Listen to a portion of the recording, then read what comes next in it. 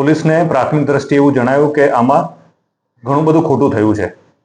તપાસ ડિટેલમાં જતા ખબર પડી કે બે એજન્સીને આ કોન્ટ્રાક્ટ મળ્યો હતો, મુરલીધર એજન્સી અને જલારામ એજન્સી. આ બંને એજન્સીઓને મટીરિયલ સપ્લાય કરવાનું હતું અને કામ પૂરું કરવાનું હતું. તપાસ કરી ત્યારે ખબર પડી કે આ કામ પણ પૂરું નથી થયું. જેટલું કામ કર્યું છે એ પ્રોપર કામ નથી કર્યું. મટીરિયલ સપ્લાય જે કરવાનું હતું એ પણ નથી કર્યું.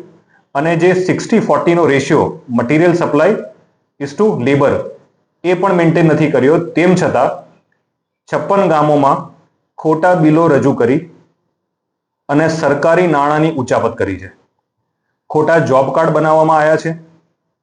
ગરીબ માણસો જે લોકોને મજૂરી દર્શાવી એ લોકોના અકાઉન્ટ ખોલાવવામાં આવ્યા અને સરકારી નાણાં એ અકાઉન્ટમાં ટ્રાન્સફર કરી મુરલીધર એજન્સી અને જલારામ એજન્સીના પ્રોપ્રાઇટરોએ આ નાણાં પોતાના અકાઉન્ટમાં લઈ લીધા.